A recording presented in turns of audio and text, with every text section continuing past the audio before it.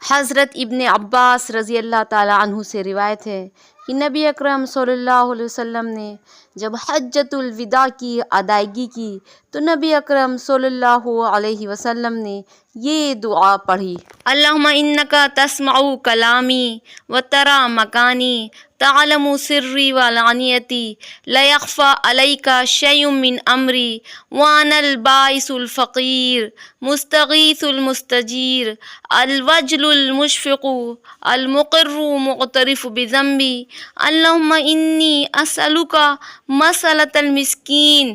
اے اللہ سبحانہ و تعالی، آپ میری بات کو سن رہے ہیں اور میری جگہ کو دیکھ رہے ہیں اور میرے پوشیدہ کو بھی آپ جانتے ہیں اور میرے ظاہر سے بھی آپ آگاہ ہیں۔ آپ سے کوئی بات چھپی ہوئی نہیں ہے۔ میں محتاج ہوں، میں فریاد رساں ہوں، میں فقیر ہوں۔